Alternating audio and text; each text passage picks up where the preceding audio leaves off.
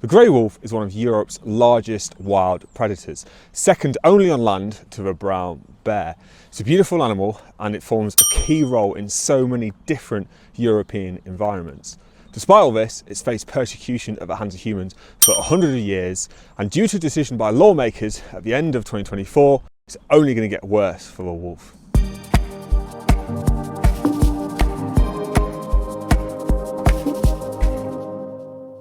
Hi and welcome back to Animal Rights Explained. In today's video, we're going to be talking about the grey wolf and how a recent decision from the European Union could have devastating impact upon the wolves population in Europe. You've not just got me for today's video, however, as I'm delighted to say that today's video is in collaboration with the International Centre for Animal Rights and Ethics, which some of you might know as ICARE. Later on, we're going to be hearing from Marine and also Dr. Meganne, who are two experts from ICARE who specialise in international animal rights protection and law. Between the three of us, all we need is 10 minutes in today's video to bring you up to speed in what's going on with wolves in Europe. And we're going to finish with one easy step you can take wherever you are to help better protect wolves. Wolves have been present in the European continent for over 40,000 years, and up until the 1700s were really common all around the continent. And then the hunting began in the 1700s at the hands of humans, and wolves were really killed en masse. This is for various different reasons, but the two key ones are that wolves were seen as a threat to human food stocks in the form of cattle and pastoral farming, and secondly, that wolves' pelt and fur could be used by humans as garments in winter conditions. Now, whilst the wolf is naturally a very resilient species as it can survive in plains, over in forests, in mountains as well, this persecution worsened until it hit rock bottom in the 1970s, with the lowest recorded population of wolves, and it was also completely regionally extinct in many different European countries, including in the United Kingdom. Following the complete collapse in the population numbers of a key European species, the European nations decided that they needed to act to properly protect wolves as an endangered species and allow their numbers to recover. A key part of this was the inclusion of wolves in the 1979 Berne Convention on the Conservation of European Wildlife and Natural Habitats. And I'm going to hand over to Dr. Meganne to explain a little bit more what this means for wolves. Wolves were previously listed in Appendix 2 of the Berne Convention, which gave them the status of a strictly protected species. This meant signatory countries to the Berne Convention had to take stringent conservation measures to ensure that A. all form of deliberate capture, keeping and killing of wolves are strictly prohibited. B. prevent any deliberate damage or destruction of their breeding or resting sites. And C. avoid disturbing wolves, especially during breeding, rearing and hibernation periods, as this can significantly impact their survival. Protected species under the Berne Convention can be managed including through relocation and limited culling for purposes such as protected other form of wildlife or livestock. However, for wolves as a strictly protected species, signatory countries had to be particularly careful, and they cannot use any indiscriminate means of captures and killing or any means capable of causing local disappearance or of serious disturbing to wolf populations. The Berne Convention came into legal force in 1982, from which point all members of the European Union, as a collective signatory to the treaty, were obliged to properly protect wolves. Thanks, Megan. These legal protections, along with the hard work of many different conservation organisations, played a key role in the happy success story of the recovery of wolf populations all throughout Europe. Wolves have now returned to all European continental countries, and according to the Living Planet database, populations of wolves have increased by over 1,800% between 1960 and 2016. Wolves being back in our natural environment offers key environmental benefits. Wolves are a keystone species, meaning that they alter the behaviour of its prey species, which for wolves is primarily deer. This can reduce overgrazing on trees by deer and support the establishment of woodlands and mosaic habitats, which in turn boosts biodiversity and transforms landscapes with positive effects. The carcasses of wolf kills also provide food opportunities for many different creatures, adding to the abundance of wildlife in these natural habitats. Unfortunately, the recovery of wolves has not proven popular with everyone, and have become under more and more political pressure in the last couple of years. And this culminated with the European Commission, which is an institution of the European Union, submitting a proposal to reduce the protection afforded to wolves under the Berne Convention we talked about earlier. December 3, 2024, the Berne Convention Standing Committee approved a controversial proposal from the European Commission to reclassify wolves from strictly protected, Appendix 2, to just protected status, Appendix 3.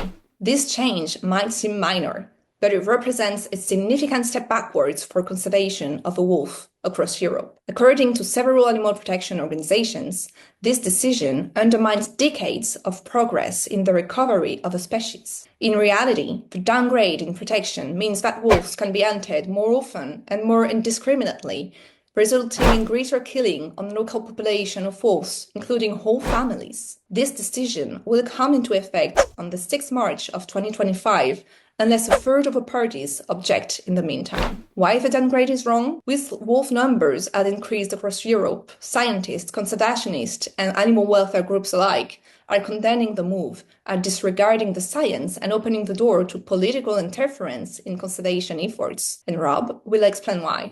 The wolf is still threatened in many different parts of Europe, and reducing its protection as a whole across its entire range will only lead to more threats to those endangered pockets of population. Despite wolves having recovered across Europe, 6 out of 9 populations in Europe remain near threatened or vulnerable, and conservationists emphasise the critical role of maintaining adequate protections across its entire range to ensure that wolves remain with favourable conservation status. One of the main arguments in favour of downgrading the protection afforded to wolves is the conflict between wolves and farmers. This is because wolves, as natural predators, attack, kill and eat livestock and cattle, with EU data showing that wolves kill over 65,000 different livestock and cattle animals every single year. When we take into account the number of livestock numbers across the entire of the European Union, that amounts to less than 0.07% of the total livestock population. And of course, farmers are the absolute backbone of our society. This means that we need to make sure that the livelihoods of farmers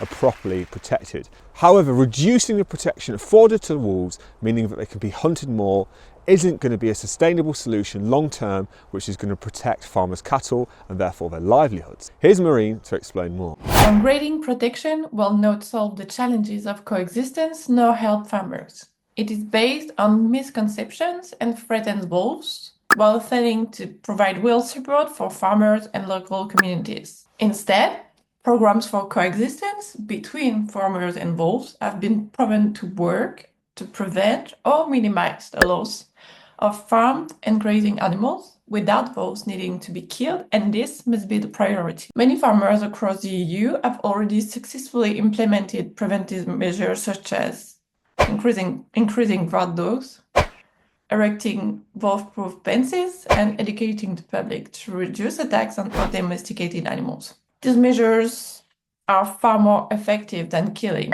Public opinion also clearly supports the use of preventive measures instead of killing wolves. A European Commission survey found that 70% of respondents are against the downgrade in wolf protection.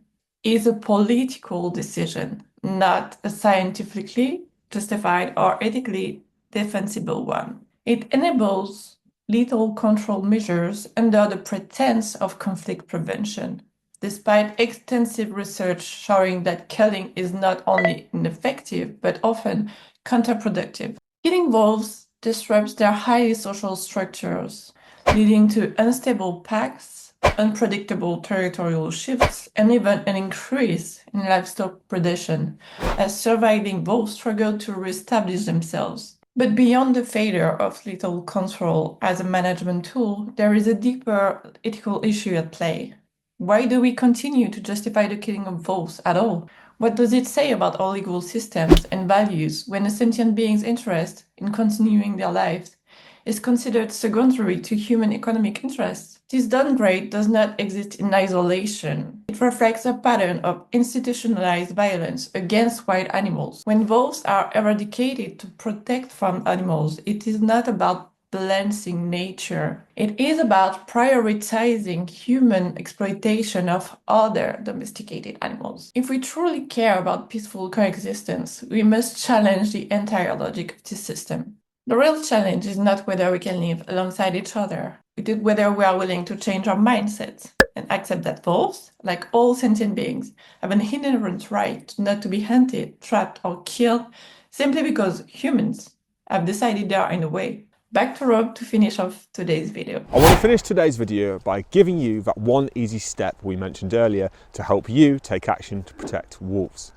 Linked in the description below is a petition with a European Commission respondent asking them to reconsider their decision to downgrade the protection of wolves, which you can review and sign. Now, you can sign this petition wherever you are in the world. But if you're a citizen of an EU member state, another thing that you can do is send a letter to your local member of European Parliament asking them to push the European Commission and the European Parliament to stop this downgrade in protection of wolves. And we've left a template letter for you to send, and you can review it and edit it and change it as ever you might like in the description below. That's it for today's video, guys. Thank you so much for watching, and thanks also to my friends over at ICARE for their contributions and bringing their expertise to this video as well. If you've liked this video, please do leave a like below, as it helps drive engagement and get our message out to help more people protect animals. And if you've liked this content, please subscribe for more as well.